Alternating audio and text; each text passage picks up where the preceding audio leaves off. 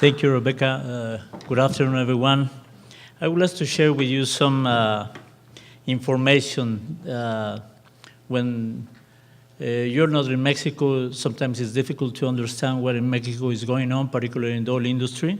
And we would like to share some of the information that we have just for you to know. The presentation today is newest opportunities and opening in the Gulf of Mexico. By far is the challenge time for PEMEX because we are entering this new arena and we are able to compete with other operators, national and international ones. But at the same time, we have to change our mindset coming from a monopoly of 78 years. Doing that is not an easy task to do, but we are preparing the team to compete and win the blocks that will be offered in the different auctions led by the National Hydrocarbon Commission. Having said that, well, this is the content of my presentation, talking about a little bit of reserves, the association study we have, what has happened with the new discoveries, what are those discoveries, association agreements, a little bit on production, the past and the future, and last but not least, the challenges and opportunities, particularly for foreign companies that would like to go to operate in Mexico with PEMEX or with other operators. Let me move to the PEMEX reserves. Before presenting the PEMEX reserves, I'm presenting the reserves and prospective resources in Mexico. You see the first column. In the first column, we have produced, since the first oil well drilled in 1904, we have produced 57.5 billion barrels of oil equivalent. We, on the last column, we have prospective resources from unconventional basins of pretty much the same amount, 60.2 billion barrels of oil equivalent has been estimated. As you see, the Tampico-Misantla Basin is the one with the more prospective resources, almost 35 billion, sorry. Then when you move to the middle columns, the reserves, 1P, 2P, or 3P, we have 3P of 37.4 billion barrels of oil equivalent, and prospective resources is still to be found, to be discovered by our geoscientist guys. Another amount similar to the volume that we have produced, 52, almost 53 billion barrels. That's the figures of Mexico. The figure of PEMEX are in this slide. From the 60, looking at the right column, from the 60 billion barrels of oil equivalent that are estimated in our unconventional basins, we have 5 to operate, and 3.3 of them are allocated in the more promising basins, Tampico-Misantla. From the 37 billion barrels of 3P reserves, we have 28. And from the 52 prospective resources from conventional basin, we have 18. So we have an opportunity to work right here, but the rest that will be offered, the difference between the first slide and this slide, has been kept by the state and will be offered in further rounds. So there's a first opportunity here just to look at the numbers that are kept by the state, and as a second chance, but it will occur faster than the second one, chance to participate in this round one, in these prospective resources, in these production fields that we have, just to participate in association with PEMEX or with other operators that we are working with. Talking about the association strategy, we have focused our effort on 3 different kinds of associations. The first one, associated to the existing contracts before the reform was approved, service contracts, integral or incentivized contracts of exploration and production, and contracts for the Burgos Basin that were signed in 2003, 12 years ago. We would like to migrate those ones into the new scheme of contracts that has been authorized by the law. That means contracts of exploration and extraction. And we have 22 contracts to migrate with 17 different companies. Then we expect to gain access to more prospective and contingent resources right there to improve the execution capacity on those 22 contracts and to start working as an operator or as a partner in those 22 different fields throughout Mexico, some onshore, some offshore, some gas, some oil. Then the second front of the associations that we are expecting are the farm-outs. Farm-outs will be in fields that we kept in the round zero, were assigned to PEMEX, but we would like to increase our execution capacity, bringing technology, bringing experience, or even bringing capital, or 1, 2, or 3 of them together with some players in the different type of assets that we have. We have 17 of them. I will show the list and where they are located, just to improve and to receive the support, the experience, the technology of third parties. And the final front that we have for associations are those that will be convening for PEMEX for jointly bidding in the rounds that has been offered by the National Hydrocarbon Commission. So those are the 3 types of associations that we would like to have. One, we have already companies working.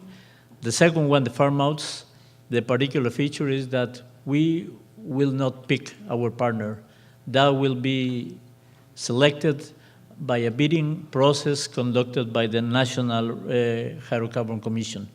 We expect to have the starting of the first process of those within the next weeks. And we are been working very close with the Ministry of Energy and with the National Hydrocarbon Commission. In the migration side, the first part that I mentioned, the 22, we have in the first block 9 fields, the second block 13 blocks. You see the reserve, a little bit more than 2.1 billion barrels of oil equivalent. Expected investment of just $45 billion in those fields: Santuario, Pánuco, Magallanes, Ébano, Miquetla, Nejo, Altamira, and Arenque. Those are oil fields, and gas fields are almost at Mission. The second block that will be migrated next year, early next year, includes Amatitlán, Miahuapan, Pitepec, Umapa, Soledad, Tierra Blanca, San Andrés, San Carrizo for oil, and Cuervito, Pirineo, Fronterizo, Monclova in the Burgos conventional basin. So the target was to have signed the first contract, the migration of the first contract within the next following weeks. We expect in October, but we have to solve prior to sign some minor issues, I said, but we expect to have it in the coming month. And those 22 contracts are shown here. I'm showing you the names of the fields or the blocks, and in yellow is included the name of the company that has currently awarded the contract under a service contract under a fee per barrel basis. So you see international companies, Tech Petrol, Argentinian, Group R, it's Mexican, Petrofac, it's a British one, Schlumberger, Diabas, Mexican, Chevron from Egypt, Lewis Energy from Texas, Alpha from Mexico, LUKOIL from Russia, Vitol, La Latina from Mexico, Halliburton, Baker, Petrobras, Teikoku, Diabas, MPG from Mexico, GPA Energy, and Schlumberger. So those are the companies that are working in our current E&P service contracts, and we would like to migrate into the new scheme. Usually operators doesn't want to move to the risk side, so companies like Halliburton, Schlumberger, Baker would like to move a little bit away because they are risk averse, because they are service contractors. And we are working with them, trying to find the right partner to substitute them. The farm-outs on their sides, we have 17 fields that we have identified already, in which we can increase the recovery factor, or the ultimate recovery, or accelerate the production, or increase the value. And as I mentioned, this bidding process will be conducted by the National Hydrocarbon Commission. Those are the 17 fields, 3 in the Perdido Fault Belt in deep water in the Mexican jurisdiction of the Gulf. We have extra heavy oil, shallow waters, Ayatzil, Tecalutzil. We have shallow water, carbonate reservoirs, light oil, Ekbalam, Bolonticusinan. And we have another 5 fields onshore, Rodador, Ogarrio, Cárdenas, Mora, and Santuario, and on the southern part of Mexico. And also we have on the deep water gas province, Cuna and Picles will be fields that we would like to look for a partner. And this is a little bit more on the detail. What can the companies do going to Mexico to participate in that farm-out processes? Rodador, Ogarrio, Cárdenas, Mora, and Samaria were producing more than 10 years, secondary recovery, improved recovery methods, maybe steam injection. Samaria, we need in Samaria access to capital. Bolonticu, shallow water fields, Ek Balam, Ek and Balam require secondary recovery. Ayatzil, Tecalutzil is extra heavy oil, shallow waters, 90 meters water depth is pretty much 300 feet. Cuna and Picles are non-associated gas on deep water basin, just to 3,000 feet. So we need solutions to put into production all these fields. Trion, Exploratus, and Maximino are in the Perdido Fault Belt in the Mexican deep. Light oil fields, water depth greater than 2,500 feet. So this is the information that we have on the 2P reserves for each area and the expected investment. Moving on to our next, our third phase of associations, we have the round one, which has been auctioned 3 of them. The first 2 has been finished with some companies winning the contracts. And the first round, exploratory blocks, 14 blocks. 2 of them were awarded to Sierra Oil, Talos Energy, and Premier Oil. The second bid call, including shallow water fields, 9 fields into 5 contracts. They were awarded to the Italian company NI, to Mexican Argentinian company Pan American Energy, and E&P Hidrocarburos Servicios, Mexican-based. And the block number 4 was awarded to Fieldwood Energy. The third bid call, which includes 25 fields, onshore fields, will be awarded in December. And to the best of my knowledge, I understand around 80 companies has registered for that auction, the 25 fields. So it's going to be with more participation than the previous 2, because the investment requirements are much more or less than the one related to the offshore operation. The 4th bid call will be announced maybe next month, according to what the Ministry of Energy has stated. Deep water blocks and extra heavy oils, they are still analyzing and reviewing the blocks in the Perdido area just to define, and in the coming weeks we will hear about the launching of this call. And the fifth bid call will include unconventional blocks. There's still a date to define for those. The round 1 includes this expected investment. By far, deep water, Chicontepec, and unconventional are the one with the more demanding capex. This is a map of included round 1, the first bid call. The blocks in yellow, the 2 and 4, were the ones awarded. The second bid call, shallow water fields, production fields. 6 out of 9 fields were awarded in 3 blocks, the ones in green, participating 1, 2, 3, 4, 5 companies in this call. And the third bid call includes 25 extraction fields, 12 in the southern part, 5 in the north region, another 8 in the Burgos area. So moving out on the new discoveries. The new discoveries were, some of them were announced in the second quarter, at the end of the second quarter in June, by our CEO of PEMEX. And we have still a promissory area for prospective resource purposes.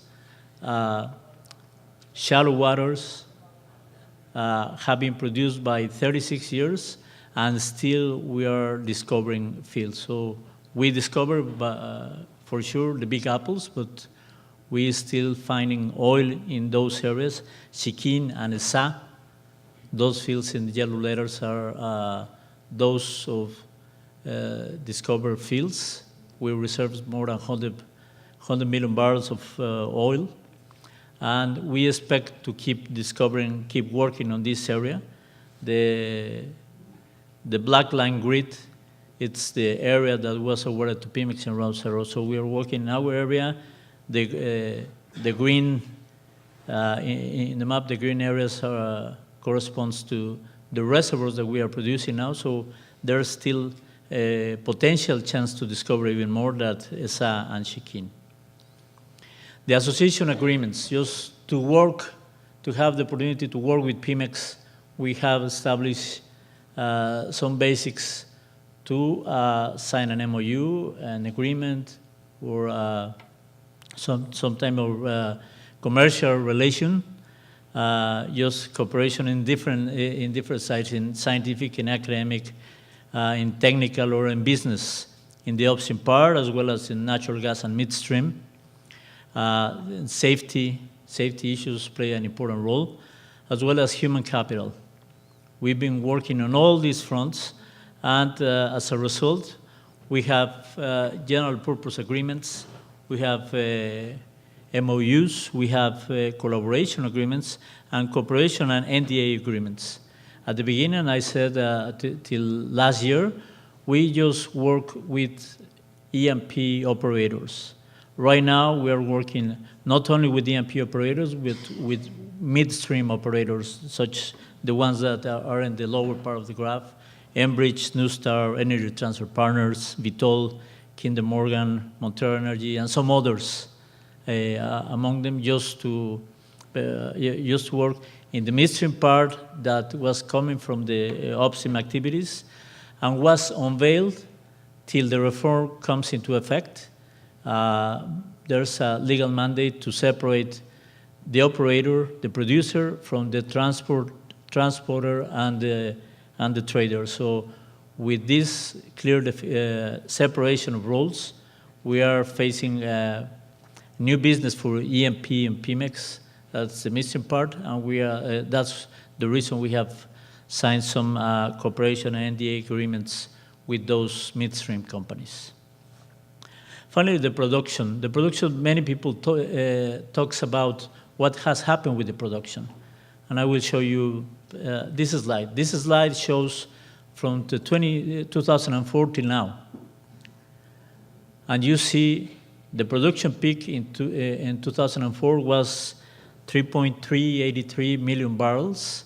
And right now, we have 2.263 to 2.27 million barrels today.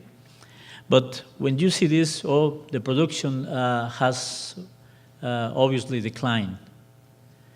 But when you eliminate the counter effect, because we just to see or just to work in just one field, the production is like this, eliminating counter.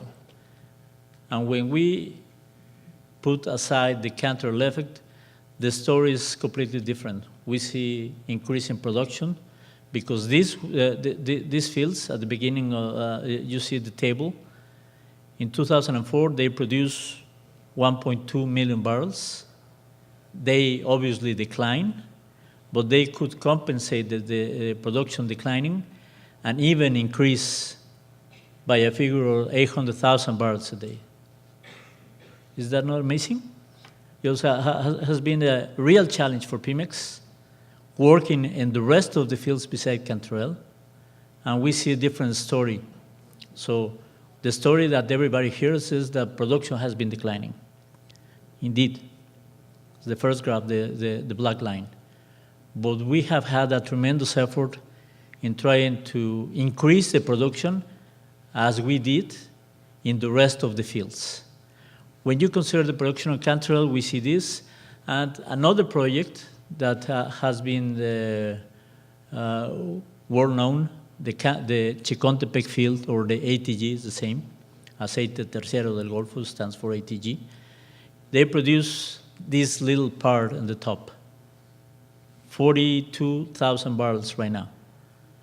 But when you eliminate the effect of Cantarell, we see a different story that from many people has talked about the production history of PEMEX. Well, I have good news, and the bad news is that we put most of the effort in just one single field, in Cantarell. So, but the rest has been a story of success. That's the past. And this dot line in the middle of the graph presents what is going on this year and what we are expecting to have in the future with the opening up of the industry in Mexico. We expect to keep producing offshore fields, the current offshore fields, the onshore fields in the green, the lighter green. Then unconventional is the brown one. The blue little areas, new discoveries, like the ones I mentioned. Exploration, converting exploratory success into production. Farm out from PEMEX and farm out from the industry. So that's the production profile that we have. And we expect that with the migration of the current contracts and the farm out that we have, we expect to increase a little bit more depending on the amount of CapEx that is going to be involved in that and the level of technology. So at the end, the challenges and opportunities. We have the challenge of competition because it's a new arena for us. We never compete with no one in Mexico. Right now we have to compete. We have another operators right beside us. We have to improve our decision-making process because we have those operators right beside. We have a stricter regulation as a result of the reform. We not only have the National Hydrocarbon Commission regulating upstream activities, but we have Energy Regulatory Commission, the Environmental Agency, the Safety, the National Petroleum Fund. So we have more actors, it's stricter regulation, but we need to adapt to that new environment, and we are preparing to compete and to win. And finally, one of the most important areas for us is retaining talent. This morning at lunch, I was talking with the head of the engineering division here at the University of Lafayette. We were discussing issues like that, how to prepare talent, how to attract and recruit those talent that is being prepared along the country and from other parts like here. He told me that they have already an agreement to study 2 years. The students from Louisiana studied 2 years in Lafayette, 3 years in Mexico, in Tabasco universities. And for Mexican students, studying 2 years in Mexico and 3 years here to get the BS degree. So that's the sort of things that we are supporting because that will help the gap that the industry has in terms of lacking professionals, elder professionals that are going to a retirement phase, but we need to incorporate new talent, and we are working with that new talent in the 29 universities that offer the petroleum engineering program, as well as geology, geophysics, and geoscientists. So I will end my presentation by saying that the state decision to grant resources in deep water and shale areas will allow PEMEX to diversify its portfolio of exploration and production, as well as to improve capabilities to compete and develop additional areas that we have already discovered for the future, and for the participation of the companies that are willing to go into the Mexican oil industry, oil and gas industry, because there's a lot of chance, and I show the chance of the opportunities since the first slide where I show you the reserves. Thank you very much.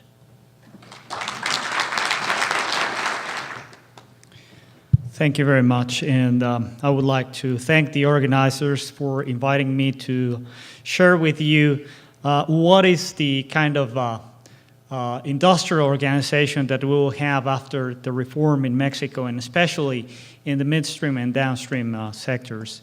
Gustavo and Guillermo will focus on the upstream, but my job is to describe a little bit what has happened in the midstream and downstream sectors. So let me start by describing what was the industrial organization of the sector before the reform. Back in 1994, we had a reform that opened the downstream activities to the private sector in natural gas. So before 2013, the private sector was allowed to invest in transport, in distribution, in marketing and storage of natural gas. And the rest of the sector, as you know, the upstream activities were close to the private sector. With the reform, the entire sector is now open to the private sector. We can have private investment all along the chain. So it's a radical change because the previous reform was capable of attracting investment. As a matter of fact, something like $14 billion were invested in transport and distribution in Mexico, but we didn't have competition. And this is one of the things that we're looking for. Now, it was not only a change of in the industrial organization. What we also have now is a different institutional framework. We have, as Gustavo mentioned, several regulators. Back in 2008, an upstream regulator was created. We, the midstream and downstream regulator, we existed since 1994 when we had this natural gas reform. But it had to happen, it had to pass 14 years to have another regulator, the upstream regulator. So in 2008, the CNH, or the National Hydrocarbons Commission, was created to regulate the upstream activities. And 2 years ago, with the constitutional reform, there was another agency created to regulate industrial safety and environmental protection. That it's called the Agencia Nacional de Seguridad Industrial y Protección del Ambiente. It's a regulator in charge of taking care of those issues.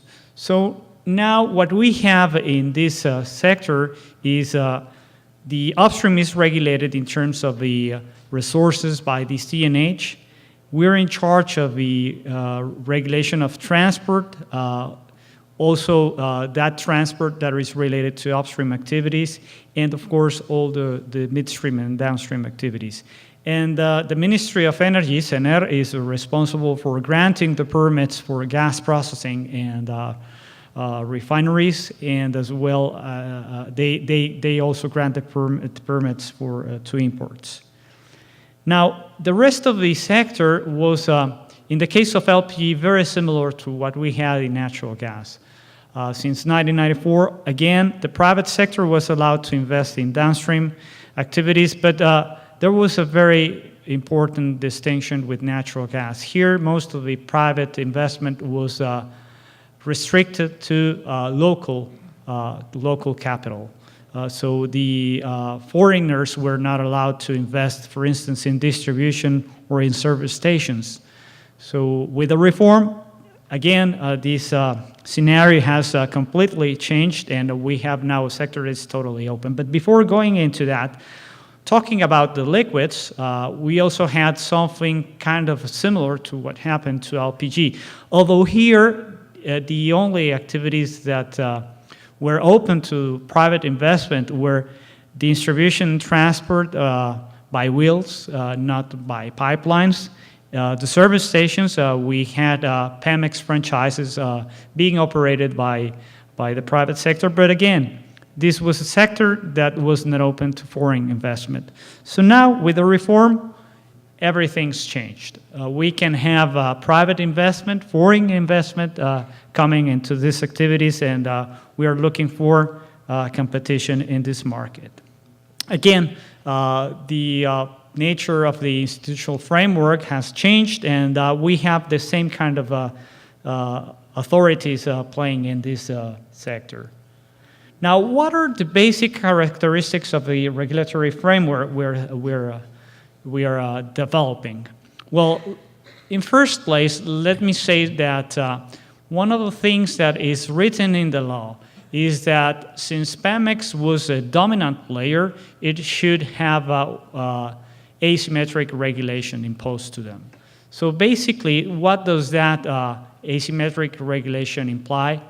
Well, first of all, vertical unbundling, and as a matter of fact, right now we have different subsidiaries doing things that were before the reform being done by this integrated monopoly. So, for instance, we now have a subsidiary of PEMEX called PEMEX Logistics, and they are totally responsible for the logistics of PEMEX. So that's part of the vertical unbundling. Also, we can impose price controls on PEMEX, only on PEMEX, but only on those markets where PEMEX has considerable market share. So for those products where PEMEX does not have a considerable market share, we do not impose those controls on PEMEX. The infrastructure has to be open access, the existing infrastructure owned by PEMEX. And in some other markets, we can also impose market caps. Like, for instance, in the case of natural gas, we are proposing a regulation that would limit the share of marketing that they have in that market. Now, the regulation for other players will vary according to market characteristics. Our basic idea is that, for instance, in the case of natural gas, we should have stricter regulation. And that stricter regulation, to start with, begins with having a system operator that has inherited PEMEX assets, and that is also the result of this unbundling. And so we now have a state-owned company called Senagas. They will be operating, they are a Transco, they are a transport company that will operate PEMEX assets, but also it will operate what we call the integrated system. And it's a system that is integrated for rate purposes. So they are responsible for doing that. The other features of this stricter regulation in natural gas are the following. First, here in natural gas, there is mandatory open seasons. We will limit proprietary pipelines only to those that, after conducting an open season, do not find any other interest to use that capacity. We will have the use it or lose it principle as part of the regulation. We are forcing the operators to have electronic bulletin boards, and the tariffs, the rates, and the contracts will be regulated by us. Of course, that's natural gas, and same as in other countries, it's a market that has to be regulated stricter than other markets. But if we now talk about other markets, like, for instance, liquids, here the regulation will be much, much lighter. Like for instance, we'll have a flexibility on vertical integration, while we don't have that in natural gas. In liquids, we can have integrated companies. It will have to be, the application will have to be submitted and we can approve it if we don't see any risk to competition in the market. Here again, different to what happens in natural gas, we will allow for a proprietary infrastructure. In terms of open systems, we will be more flexible. We will not always ask for those to be conducted. And in a similar degree with tariffs, we will be more flexible. And I will talk a little bit more about this in a minute. Also, the more flexibility we will have is in all the infrastructure that is related, for instance, to upstream. All the pipelines that are connected with gathering systems, so we think they should have more flexibility in terms of regulation. If market players want to have an agreement on their own, we will agree on that. We will not have a problem with that. And of course, the other things that we will be taking care of is airport infrastructure. We have an important player in Mexico called ASA, and we will impose certain restrictions on that infrastructure, so it is open access, so we can have competition from other marketeers. Now, what are the principles for regulation of prices and rates? First, let me insist on this. We will not regulate competitive markets. Those markets that are competitive will have a hands-off policy. If there is competition in a market, we won't touch that market.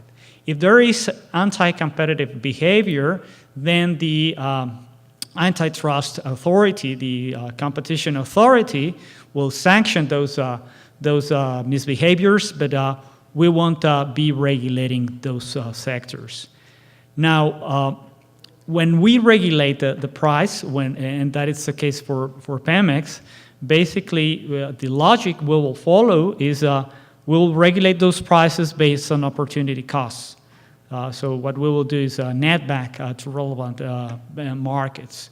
We don't want the price of PEMEX to be a barrier of entry to other players. So we want to make sure that the price really follows the behavior of the market. In terms of networks and essential facilities that will be regulated by us, we will use performance-based regulation, which is the kind of regulation we've been using for transport in natural gas. And if there is competition, some kind of competition for the market, like for instance, right now the government is conducting several bids to build new pipelines, then the rates will be the result of those bids. We won't touch those. We believe that competition is a better instrument, that regulation, to reveal what is the efficient price. So in those cases, we won't be regulating the rates, and the result of the bids will be the final rate. If we have to regulate rates, then we will review those every 5 years. And what we will do is we will maintain the CapEx. The CapEx will stay the same for the life of the project, and the only thing that will be reviewed every 5 years is the OpEx. And OpEx and CapEx will be regulated based on benchmarks. So we have benchmarks that we use. We normally use FERC's database as a benchmark, but we have our own set of benchmarks that we use to regulate those. And in terms of return on equity, what we will do is, this is something that we have been doing for natural gas. We normally use the capital assets pricing mechanism as a way to regulate the return on equity. And that level will vary according to the project. So after explaining the general features of regulation, let me talk a little bit about the opportunities that we see. First of all, natural gas. Natural gas is a market that is growing, where we need a lot of infrastructure. As I told you, in the last years, There's been something like $14 billion invested in this sector, but we believe that $9 billion can be invested for the rest of the period. And we'll have more projects. CENER, the ministry with Senagas, will be conducting bids in the near future. Right now, it's CFE, the electric utility, the one responsible for most of these bids. But there is an incredible amount of potential for investing in Mexico. And you can see this is what we used to have in terms of private investment back in 2014. By year 2019, we want to have more than 55% of investment done by the private sector. Now, in terms of infrastructure for liquids, here we really need a lot of infrastructure. We have 6 refineries. They are owned by PEMEX, but we are importing something like 50% of the demand. And probably, I mean, although this area has been open to the private sector, I don't know if it will be economically reasonable to invest in a refinery now that we have spare capacity in the Gulf of Mexico, but it is open, and if anyone wants to invest in that, we would be pretty happy to have those kind of investments. But where we are sure that we need investment is in pipelines and storage facilities. In pipelines, we only have something like 9,000 kilometers of pipelines. And as you can see, we don't have a really meshed network. We want to have more pipelines. We need to import. We will continue importing product from the U.S., so we will need more pipelines. We need more kilometers of infrastructure to bring fuels from the states and to connect both the Atlantic Ocean with the Pacific Ocean, the Gulf of Mexico with the Pacific. We will need more terminals in the main ports, like for instance in Lázaro Cárdenas, in Manzanillo, Tuxpan. Of course, PEMEX has already some facilities there, but they are not enough. And to show you this, let me just share with you this graph. This is the days of storage that we have for gasoline and diesel. As you can see, we are living on the edge. We have only something like 3 days of storage in terms of strategic stocks. So we need a lot of investment here. The demand is growing at something like 3.5% a year. And Mexico has decided that we want to be part of the energy agency, the International Energy Agency. And so we'll have to raise the amount of strategic stocks. So we need a lot of investment here. And finally, we will also need infrastructure here, infrastructure related to the upstream. As I mentioned before, here we are keen to have a very light regulation. If you guys want to come down and invest, and if you want to build infrastructure, we will be really flexible. So those are the kind of opportunities that I wanted to share with you. I believe that there is tremendous potential in the energy sector in Mexico, not only in the upstream activities, but also in the midstream and downstream activities. So thank you very much. Well, thank you for the introduction. I would like to wrap things up with this Mexican reform. I was told in a forum a few years ago that when you move your hands like this and you try to express how big this reform is to us, well, it is big, no? We have been, Francisco and Gustavo and I, we have been for many, many years in this sector, and at least on my behalf, I would say that I never thought I would see the day that this reform would come into office. No, we went through a reform in 2008.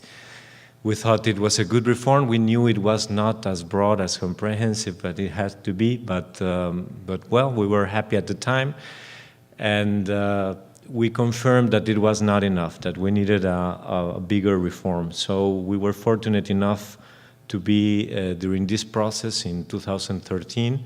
A very quick process through Congress. We think that we have some opportunities to show your Congress about. No, we are we were challenged by Congress. Francisco and I were part of the team that negotiated this reform. And every time we came into the table, congressmen were telling us, well, is this international practice? Is this what other countries have done? And we were like, well, that is not your role, no? Your role is to protect some interest or to have some other things to show us. And we are the ministry or the commission or whoever, we are the ones that have to challenge you with international practice and to tell you that this is not what it is done in other countries.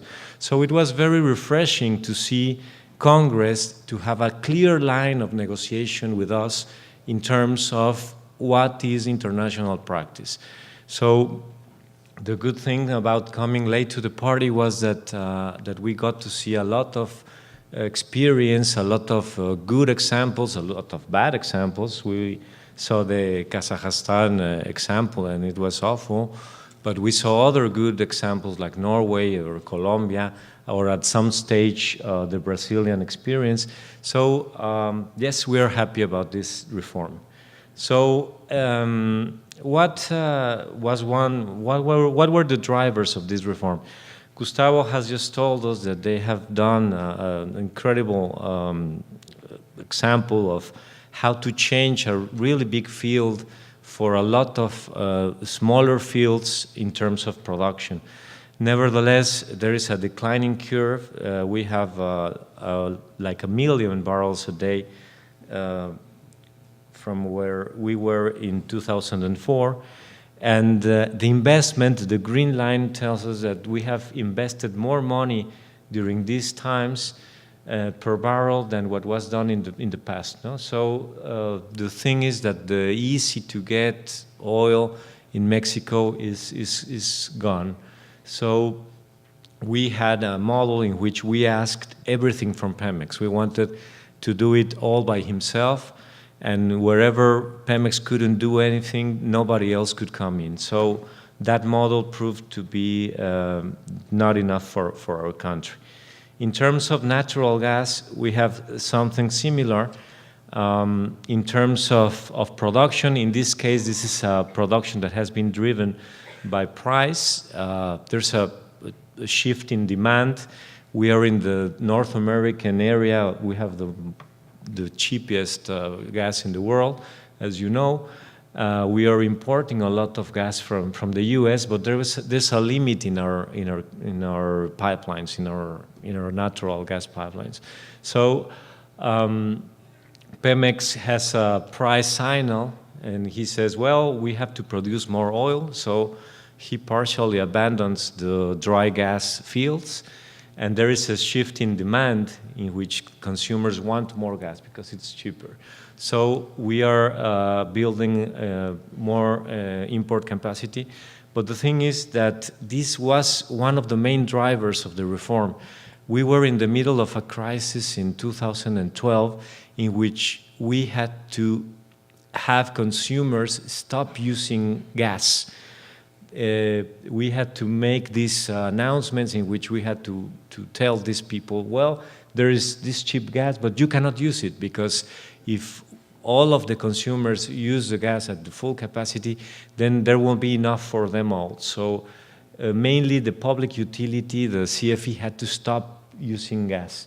So it was very ironic, because we were having this large volume of gas from the U.S. Willing to come to Mexico, the U.S. government giving the permits that were needed for us to have those volumes, but we had no pipeline capacity. So I think this was one of the main drivers of the reform. Another driver of the reform was the gasoline imports. There were some people in Mexico that said, I don't want to have people refining our oil, and because it's not on us, it's not productive. But the thing is that we have almost half of our gasoline produced in other countries. So when people were worried that we were sending jobs to other countries or investments to other countries, then Congress was a lot more sensitive to this topic. So the gasoline was another thing.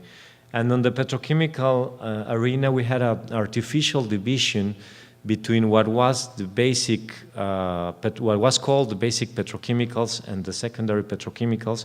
This was unique in the world.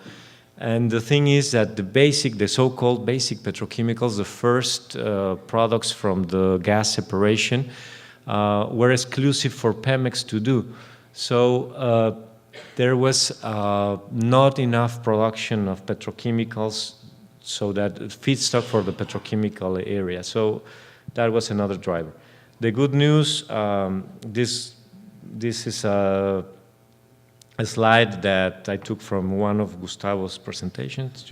You can really see the similarities. But the thing is that that PEMEX got to keep, as he told us in the round zero, most of the 1P reserves and most of the 2P reserves. And the state got to take or kept most of the non-conventional prospective resources. And the interesting thing, as Gustavo said, is that we have a lot of resources for the future. No, we got to produce up until now these 55 billion barrels of oil equivalent, and we have almost the same amount once you discount by risk for the rest of the future. No, so we did this reform. We have a new constitutional, legal, and regulatory framework. It was interesting because when we did the constitutional reform at first, it was a very short reform. We just crossed out that the private sector couldn't come into the E&P arena. But when we saw people putting arguments into the table and saying, well, we need to book reserves, we need to have these kinds of contracts, we need to have these kind of provisions, the constitutional amendment grew and grew and grew and became like 20 articles that were introduced into the Constitution. And this is something that assures companies that it is very hard for the country to change this Constitution. You need 2/3 of our Congress, both chambers, and you need half plus one of the states' congresses, local congresses, to change a constitution. So this is here to stay. No, this is something that won't change if there is a change in the ruling party, presidential party, but it will stay. So we had in this change, in this constitutional change, we built these new companies. PEMEX and CFE became companies. In the past, they were just like any other secretary or ministry. They have a goal of generating value, and they have a new and modern corporate governance. The existing regulators were reinforced. This is something interesting because Mexico's constitutional reform was born with the regulators in office. If you go to Brazil or to Colombia, in the same reform, the regulators were created. And as Francisco Salazar told us, the CRE has almost 20 or more than 20 years in office, and the other regulator, the CNH, has almost 7 years working in Mexico. So these regulators were part of the reform. They participated in the design of the reform. They were given autonomy, technical autonomy, and they were given a budget. The budget was put into the Constitution. So if the Ministry of Finance one day says to Francisco, well, you cannot have your budget, he can say, well, my budget is in the Constitution. So sorry about that, but you have to keep the money where it is. So that is a very good news. We created the agency, the Safety and Security and Environmental Protection Agency. We built this independent operator of the electric system. And as Francisco told us, the Senagas, that is the independent operator of the natural gas pipelines. We have this fund in which most or all of the oil resources, economic resources, are put in, and that's a transparent way of showing how the money goes and where it goes. The round zero granted PEMEX most of the fields it requested.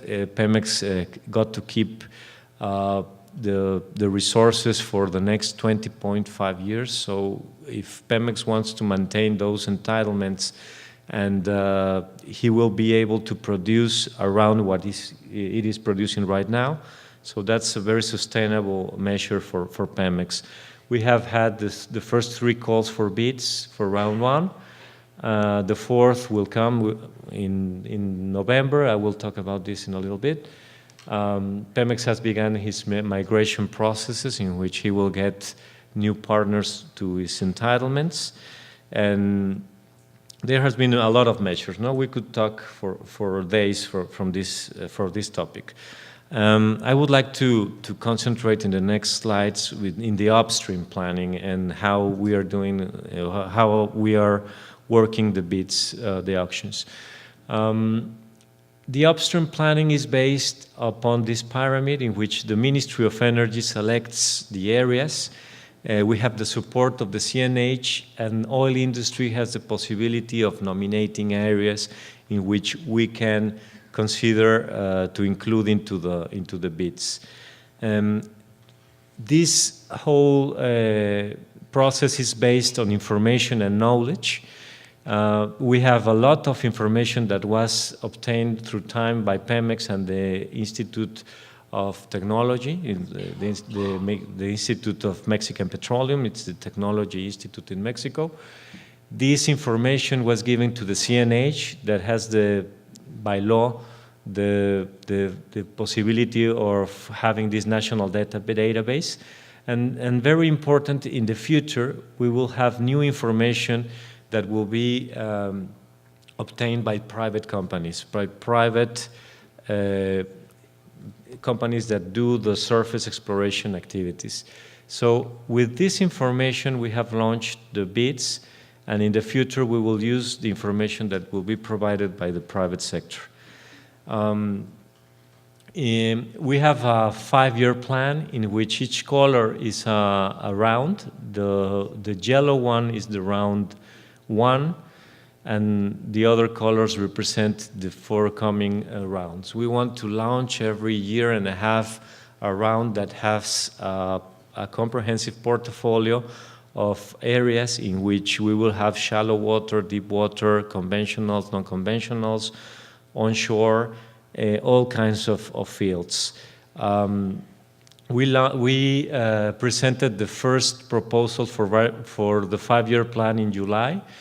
And what we did is we did a survey with the private sector and the states, and with the feedback that these companies and these Mexican states gave us, we did some adjustments, very important adjustments, and we published the last version of the 5-year plan last week. Something that was very important from this plan was that we made larger areas. We got to put in some shallow water areas prior to ultra deep water. On the first plan, we decided to put ultra deep water. It was nice. We thought, well, we need to put in the new technology. We need to be in the frontier of technology.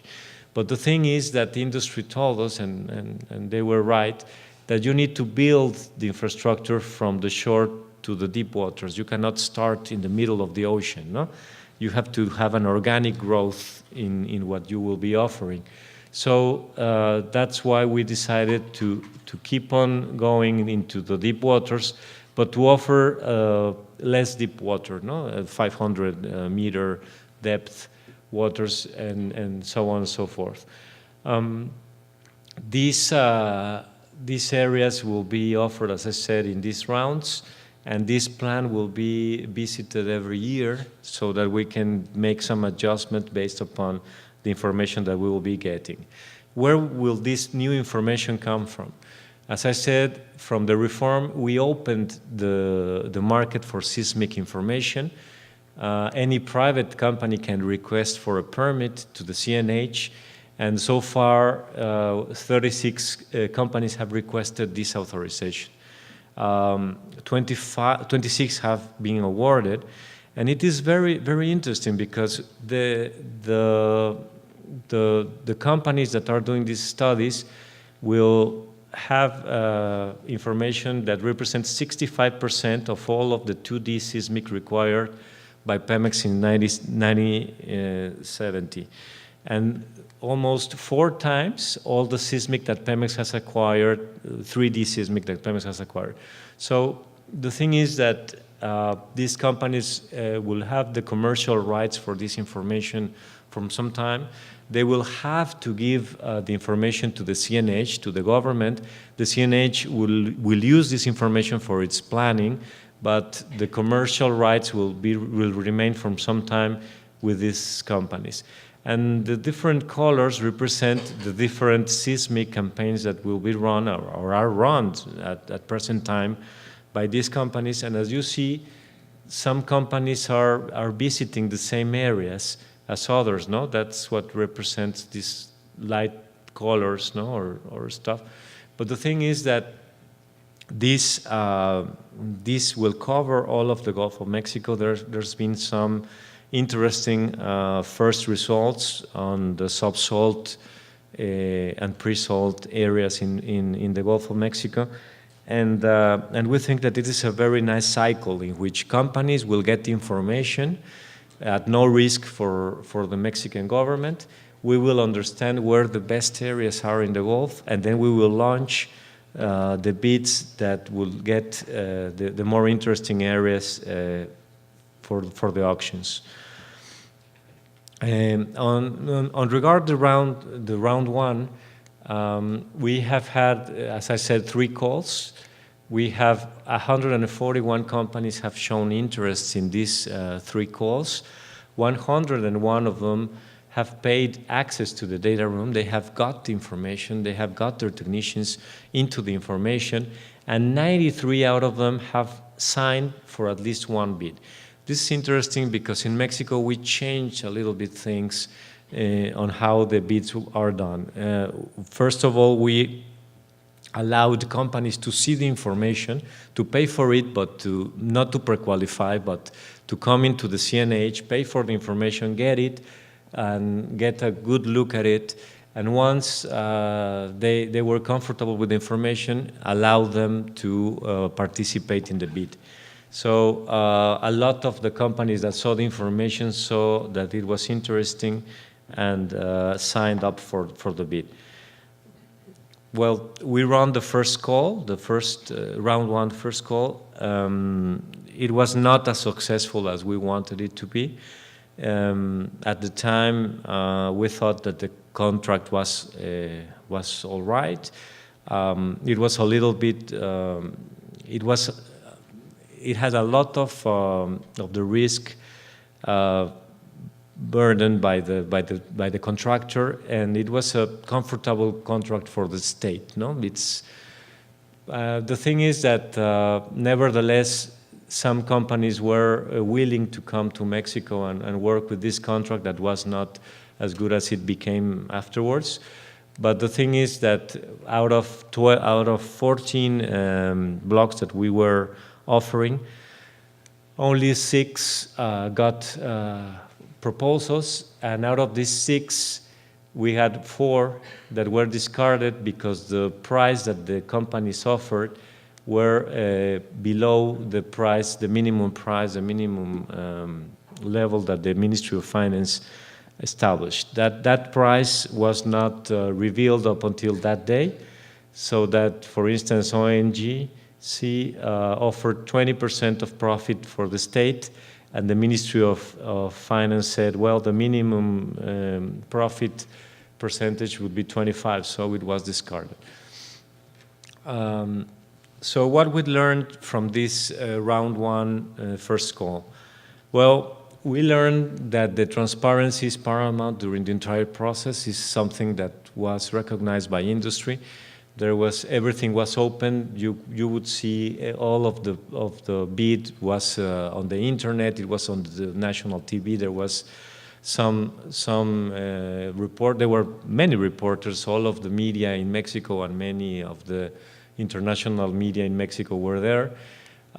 It was very important to have efficient communication and feedback with stakeholders. We need to talk to industry. Industry has to tell us what are their concerns. We have to listen carefully to what they are telling us. What we learned from this first bid is that the geology is paramount. If you don't have geology to offer to the industry, there's nothing to offer. No? So it's geology, geology, and then geology. No? That's the lesson. It is important to have a balanced relationship between risk and return. It was, as I said, nice for the government to send all the risks to industry and all the payment to the government. No, we thought that that was what we needed. But the thing is that industry told us, well, we don't work that way. So we have to have a clear balance, a good balance with this. The data room is something also important because our geologists were telling us, well, this is something very good, what we are showing you. These 14 blocks are just what industry needs. The thing is that industry came into the data room and they didn't see it. They told us that there were some areas in which there was no perspective or there was no thing to see. No? So we need to have these data rooms saying what we feel we are offering. And we have to understand that Mexico is in an international competitive environment in which the prices have been reduced from $100 a barrel to $40 something. And we need to compete with other countries. So we need to offer a very competitive environment. Also, the schedule can be adjusted. It is not necessary to keep as we planned the schedule. It is better to have a good contract and a good geology offered. We need to have a lot of institutional collaboration with all of the ministries that are working in this process. And it is a dynamic process. We need to understand there is a learning curve on the government and as well as in industry. So we changed a lot of things in the contract. We made improvements into the bidding guidelines. I will not go into that, but the presentation is there for you. And this is the second call. No? In the second call, we had a better result. We offered five blocks in which we had certified reserves. And it was very interesting to see what happened in block 1, in which a lot of companies were participating, and the minimum price that was established by the Ministry of Finance was around 40 or something % of the profit, and any won the bid with 83% of the share. So it was very competitive. The block was very nice. The geology was there, so we learned our lesson. Block 2 was also awarded, and Block 3 as well. No? So we think that we are going on the right track. The third call is, as Gustavo already explained, has 25 fields. These are small fields. This is where we want to start industry in Mexico. We want small companies that can come from the States, from Canada, or from our country, in which we can foster these companies. If they start at this level with this small field and get to production and get to have an efficient operation, then this company can go into a bigger field on land, onshore, or even go to shallow waters and in some time to deep water. We will be launching the fourth call this November.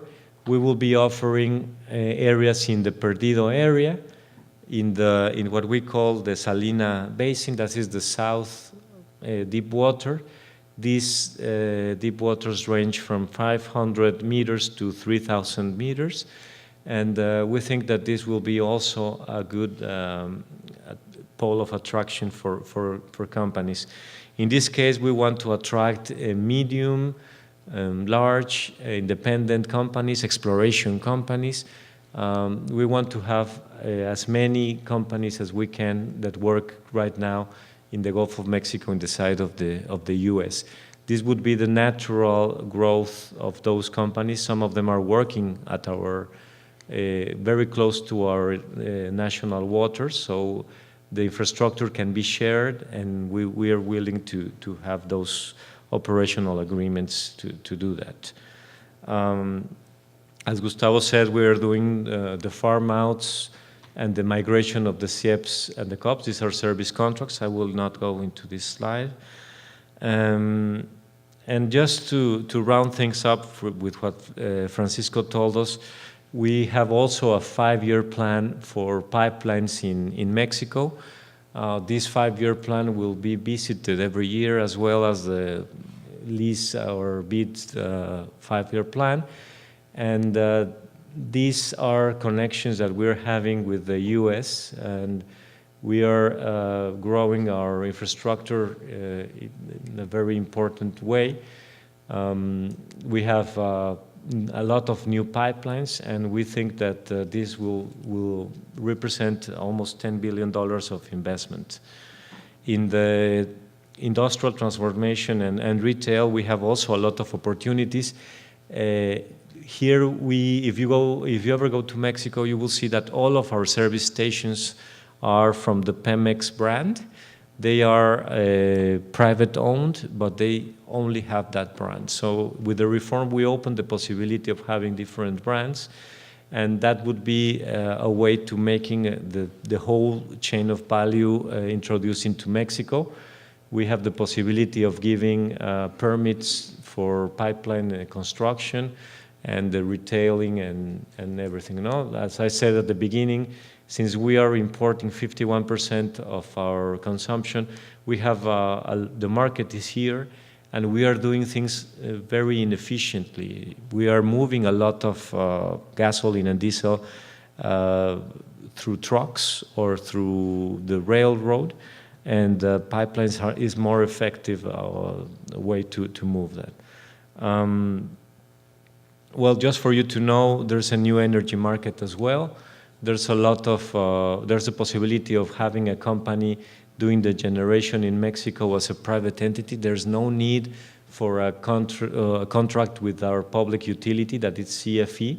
A private company can provide energy to the market. The SENACE, that is the independent operator, will choose the cheapest electricity to put into the market, so there will be a competition between CFE and the private companies to provide that low-cost electricity to the market, and this is something that is good for you to know as well. Well, that would be all on my part, and I am here for the questions that you might have. Thank you.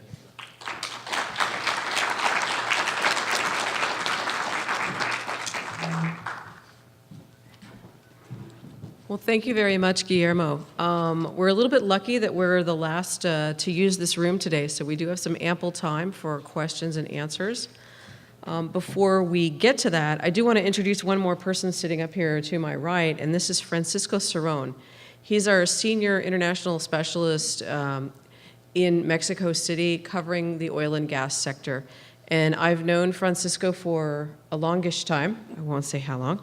But he's been doing this for many years. He has deep contacts in the sector, and I want to thank him for convincing you all, and thank you all for your time and coming up for the presentations today. This is very important. I was here several years ago and watched Brazil do the same thing at the height of their excitement over the pre-salt. So this is, I think, even more tangible, closer, certainly more comfortable to do business with Mexico, perhaps. Brazil is always a bit of a challenge. I don't think now is any different than it was 5-6 years ago. So Francisco, do you want to talk for a second? There's some things we're going to do with these presentations. We'll get them to you all, and then we'll start some Q&A. Francisco? Thank you, Rebecca. Well, first of all, thank you for being here. You know, we don't do business. We encourage companies to do business.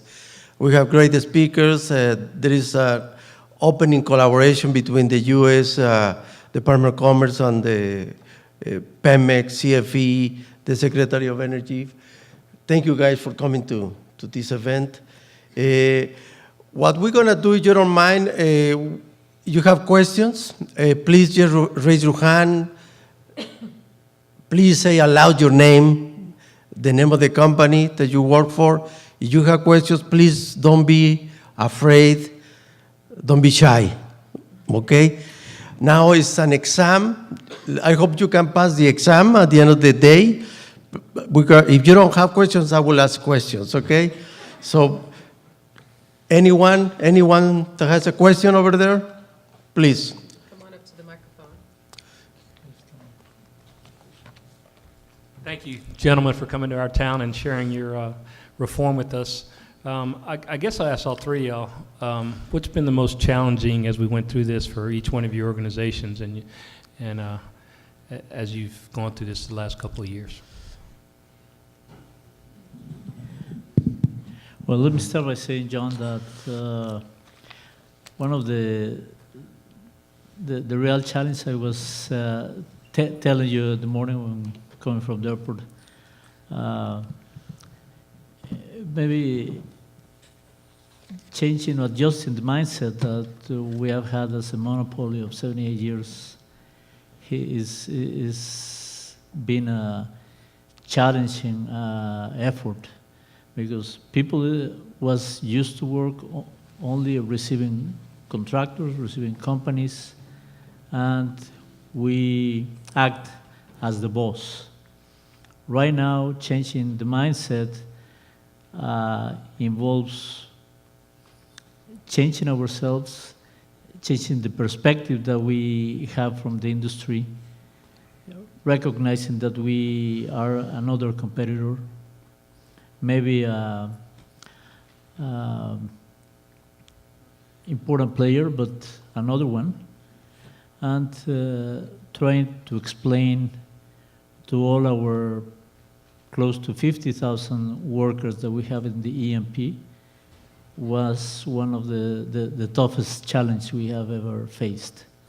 But I guess we are in the right direction. People is enthusiastic about these new challenges, new goals, new working ways. People is just expecting, like in the horse stakes, just wanted to start the race, and as I said, to compete and win the blocks that will be offered. In our case, I would say that meeting the deadlines, the legal deadlines are really tough, because it's less than 2 years that the Constitution was amended, less than 2 years. And in less than 2 years, we'll have, for instance, a wholesale electricity market operating. We'll have a totally different market for downstream, upstream, midstream. And just to give you an idea of what implies what we've been doing, when the Constitution was amended, Guillermo mentioned, 3 articles of the Constitution were reformed, and then 21 transitory articles were written. 10 months later, 8 months later, if you take into account, 8 months later, Congress had already passed 12 new acts, 12 new laws related to the energy sector, had amended 9 existing laws, and that implied something like 800 articles. Then 2 months after that, by the 31st of October, we had in place 12 new regulations, basically bylaws, 12 new bylaws related to the primary legislation, and the 14 that were amended. That implied something like 2,000 articles.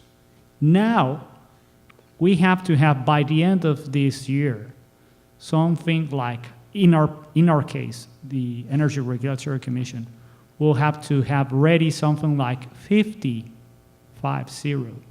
new regulations. That implies something like probably 1,000 articles of technical regulation. Doing that in 2 years, it's crazy. I don't rest, I don't sleep. And the same happens to my team. So I think that's the biggest challenge. I've had the opportunity to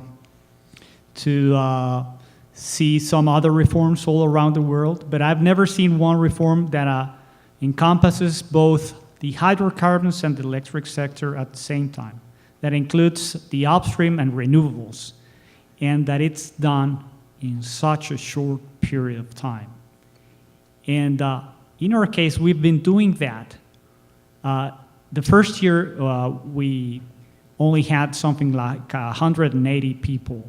Now we have something like 300 people. But doing all this stuff with very few resources is something that it's really challenging. And this is something that we've been doing. And it's not only our case, it's what the ministry has been doing.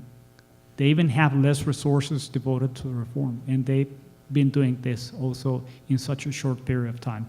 So I would say meeting the deadlines to develop all the regulation, all the primary legislation has been the challenge. Well, on my side, I would say that the main challenge is to deliver, because we were given a very good reform. For instance, we were the technicians behind the design of the reform, and as I said, we were trying to put in the best international practice, no? And Congress always told us, no, well, if this is international practice, then we should do it. And we were a little bit optimistic on some regard, no? on what we could do in time. As Francisco said, we are doing things fast, but the thing is that Congress wants to have the investment and the employment and everything in place in a shorter period than what we are really achieving. So I would say that the main challenge that we have is to keep the pace, to keep on putting in the regulation in time, but also to get companies as yourselves to go to the country and to find a comfortable environment, a transparent environment. We want you to be comfortable, not having to think of other bad practices in the past in which you had to go into the country and to know somebody or to pay somebody for something that is not moral or ethically good. We want to convince companies to go the way of the competition, the way of showing the government, showing the regulators that companies will give a good result in Mexico. So we need to deliver, and this is something that we have to share with you. No, we have to have this assistance and these results in a short term. No, thank you. Please go ahead. Do I get exempted from your test No, if I ask a question? I haven't started with my questions yet, Oh, okay? yeah. Sounds like it'd be a good time to be a lawyer in Mexico. Now, my question to you is, when I was looking at the list of companies that were bidding at your various places, I was surprised, and I wondered if you were surprised, and if so, why were there not as many U.S. Companies that were bidding? There were just a few. So I wondered if that was a surprise to you, and if you would, if it was, why do you think that was the case? Well, we between the two invitations to bid, there were we have awarded 5 contracts, and 2 of them have been awarded to an American company, not to Talos and to Fieldwood. As we come into these forums, we really need to have more communication. You know, we have the major companies have offices in Mexico, but the independent or the medium or the small companies have they do, I think that they do have information on the Mexican reform, but they don't understand thoroughly what's going on, and I think they are waiting to see, no? That's why it is very important for us to be here, to be in Houston, to be at whatever space we can get to have you understand the policy and the regulation and how things are done in Mexico. We think that it is a natural market for you to grow. We have very nice opportunities. The country is big enough for 2 or 3 or 4 or 10 PEMEX, no? So PEMEX has its share, and they will work with these areas. But I think that this is maybe something has to do with information, and the other has to do with risk aversion on companies, no? But I would like to ask you, what do you think is the answer, no? See, that was going to be one of my questions. Why not more U.S. companies are, using the information that is available, using the resources that they have? For example, we have more than 80, offices in the U.S. to assist small and mid-sized companies. They want to hear about your companies. We want to help in Mexico City. With the context that we have, more than 141 companies, new companies that want to participate in the implementation of the reform. The information is there. Just like PEMEX, you're probably going to have to be registered with these large companies. They have their own processes to have, to be as a supplier there. And to do business with PEMEX. PEMEX has been always open. They have an office in Houston for procurement, for companies to be registered. So, it's the challenges for the U.S. companies. Why not more U.S. companies there? Well, I've actually negotiated a couple of the contracts, and one of you talked about the various language and how it was slightly inequitable. And I think that is going to be something that is going to have to change because, as you said, the U.S. companies right now are less are risk averse. And so, before you didn't have the ability to negotiate very much the terms with PEMEX. So it'll be interesting to see how that works. Yeah, let me add something, Francisco, from an operator perspective. When the opening up of the industry was announced, everybody looked at the PEMEX, Mexico, and saw the diagram of the reserves or the prospective resources. The largest prospective resources are located offshore, and offshore involves higher capex to involve right there, higher risk. And mid-size and small-size companies are not in the mood of risking such big dollars in an adventure, in an exploratory adventure offshore. It's not the same when we're talking about unconventional in the onshore or the 25 fields. As Guillermo mentioned, they have 93 registered, some 60-something has had access to the data room. So we will see more U.S. companies participating in the third big call, which is onshore fields. And many of the U.S. companies that works in the shale basins here in the U.S. are expecting or waiting for the time when Mexico launches the non-conventional bidding, which will be attractive because particularly that with the sharing the same basin that Eagle Ford or similar basins right there, as well as in the Tampico-Misantla, there will be for sure more interest for the players, for U.S. companies that would like to operate in Mexico. One of the questions that we often get from people that are passing through and wanting more information on this market is, how real is this? Is this change is this new energy reform, is this going to stick? Is it going to stay? That is coupled often with the transparency question that Guillermo addressed just a moment ago. But my answer has been, and I'll pass it back over to the other table, it has been that this is clearly going to stay. It took so much to get here.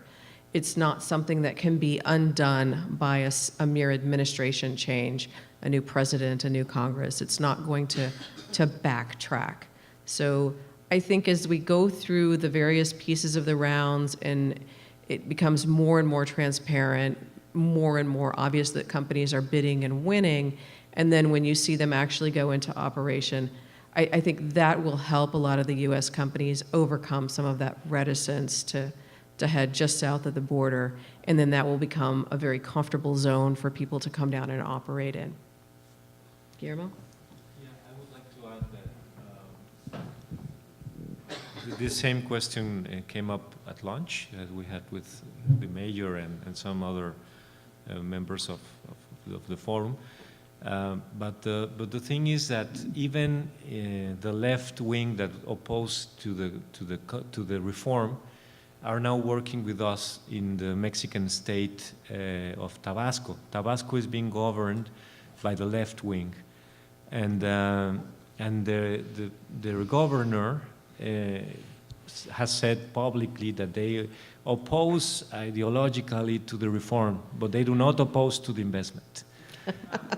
So, for instance, when we presented this 5-year plan, the speaker was the undersecretary or the secretary of development of the state of Tabasco. He's from the left wing, and he was talking hand to hand with the Minister of Energy, of the National Minister of Energy. And he was talking and he was bullish. He was just like, come to my state and we have all of these provisions and we have these the places, these ports and these parts. And so nobody will fight employment, nobody will fight investment. I think that it is important that once the Congress fight has been fought, no, and won by one side, the other side was not defeated. They will win through these new investments and this new employment. No? So we think that this is here to stay. And as I said, for this reform to be changed, you would need to have 2/3 of Congress in both chambers. So that has to be a super majority, no? And in these democracies that we have in Mexico and in the U.S., we citizens like to have a balance, no? And we don't give everything to the new government because we want to have something to back up or to serve as a weight against absolute power. So we think that this reform is here to stay, and once Mexicans see the jobs, the better development, the better education, the better payment, they will vote and maintain the things as are, no? No sé si alguien más. More questions?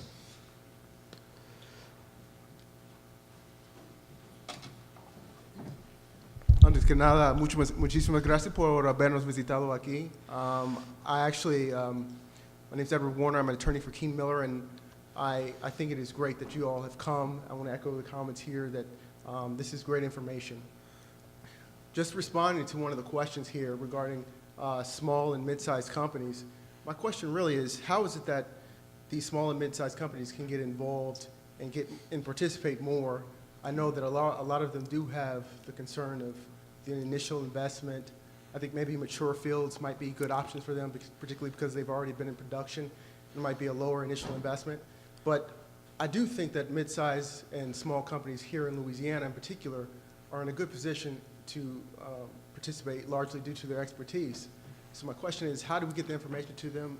What is the easiest way for them to participate and get them excited about this change? That's a good question. Well, let me just take a second. The first step, I think, for many of the small to medium-sized companies is literally just to contact Francisco or myself.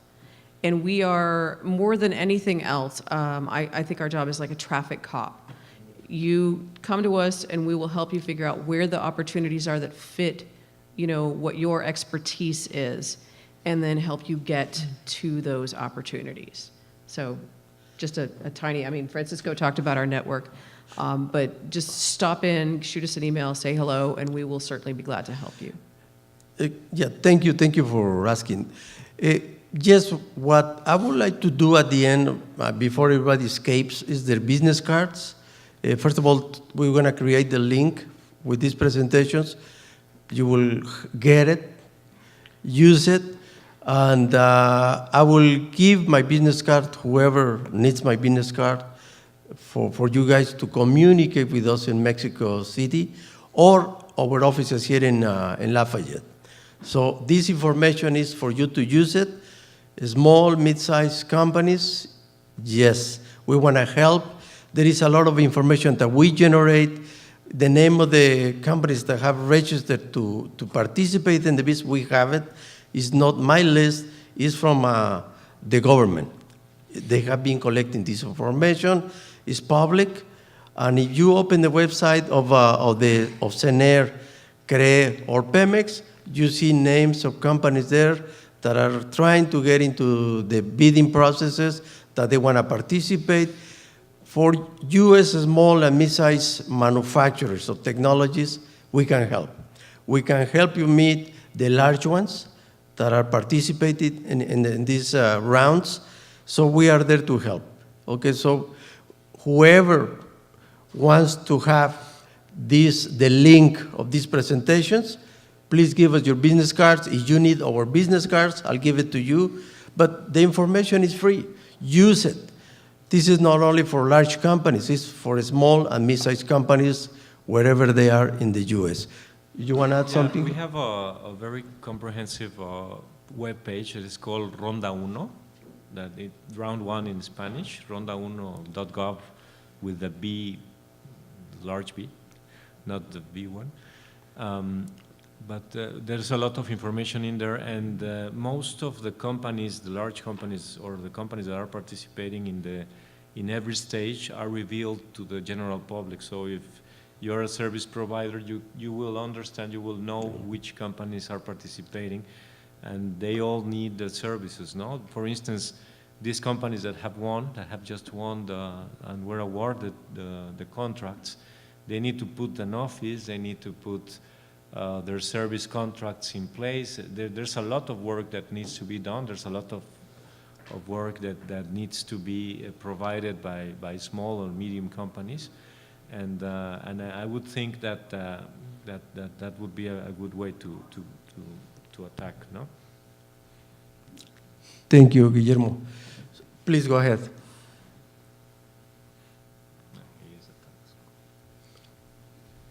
Hola, buenas tardes.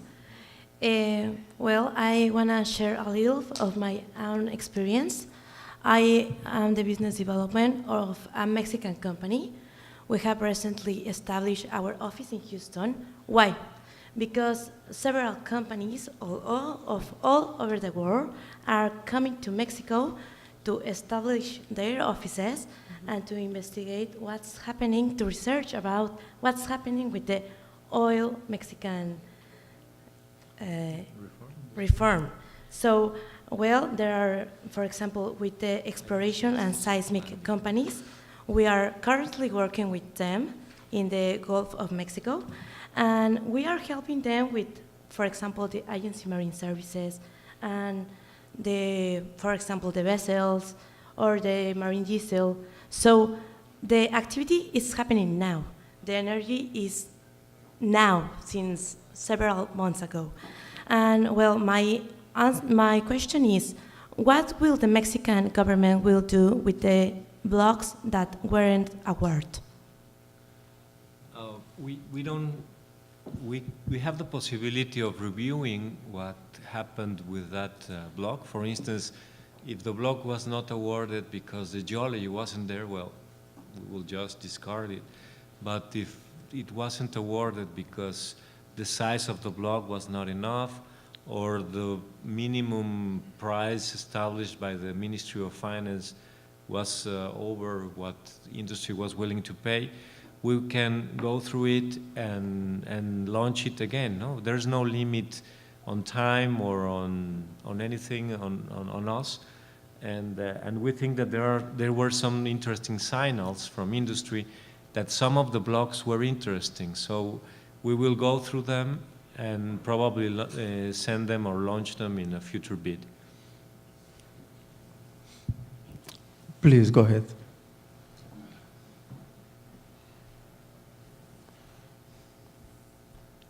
Good afternoon. I'd like to ask about... But you didn't give me your name. Oh, I'm sorry. My name is Hendrik. I'm from Bayards. I have a question about the local content requirements. There is some speak about contractors active or wanting to be active in Mexico, that there is local content requirements.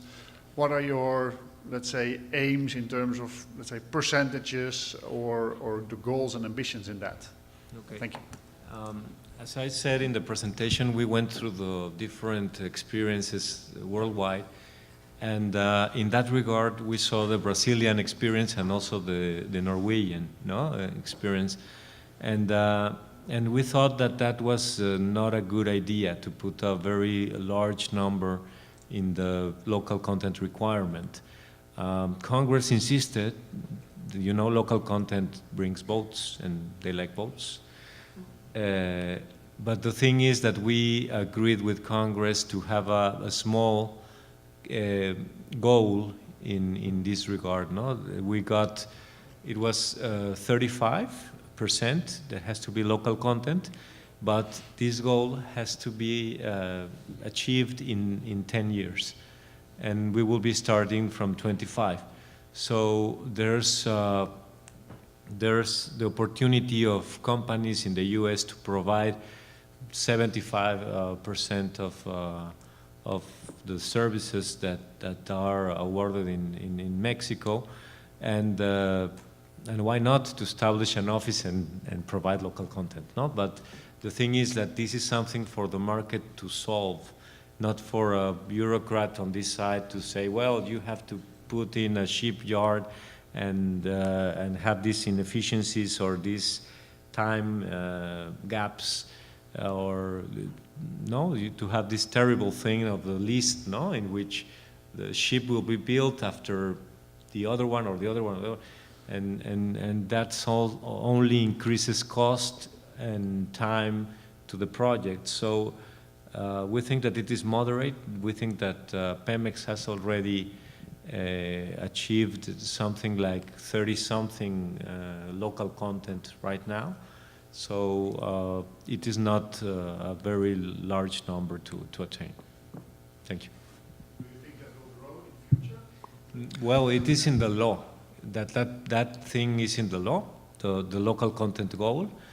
But for instance, in the Ministry of Energy and in the Ministry of Economy, we think that these numbers are okay, and we would really like for them to stay where they are, no? And in the deep waters, there's no. The deep water. Yeah, and regarding to deep water, there's no minimum local content requirement. So because it's hard to set a minimum for large capex involved in deep waters. There is no minimum requirement, but it could be reviewed. It's in the law that could be reviewed and could increase with the time. More questions?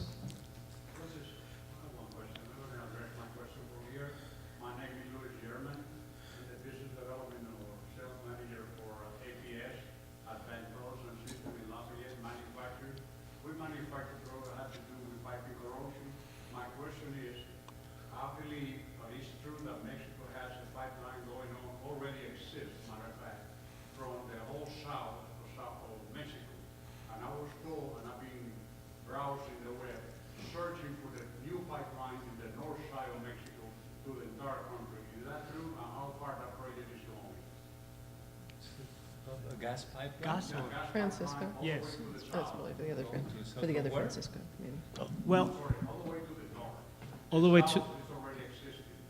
Well, we have what's called the National Pipeline System, and it encompasses several pipelines. There are several interconnections with the U.S.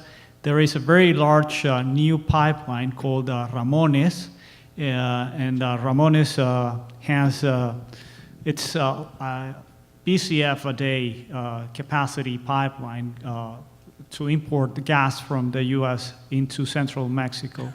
So, but that's not the only pipeline. As a matter of fact, before we had Ramones, there was a 48 inches pipeline going all along the Gulf, the Gulf Coast, and then it had several pipelines interconnecting with TEDCO, with former El Paso pipelines, and so we had those kind of pipelines for some time, and now with these new pipelines, we will increase the capacity to bring more gas. Also, there are pipelines on the west coast. We have pipelines crossing from Arizona to Sonora, and then from Sonora going down to Sinaloa, and also there are other pipelines going from Chihuahua also to Sonora. So there are several pipelines. Those are the pipelines that are being constructed right now. And if we need more pipelines, of course, we would be willing to have those in place. At this moment, the one that is going on that I know, because we provide material for, is Los Ramones Phase 1. That means that these other phases coming? Phase 2 will start operations this year. As a matter of fact, next month we'll start operation. And yes, in December. It goes from, as a matter of fact, the first phase was from the border to Los Ramones, which is a town in Nuevo León, the state of Nuevo León. And then phase 2 goes from Los Ramones to San Luis Potosí, and from San Luis Potosí to Paseo El Grande, which is in Guanajuato.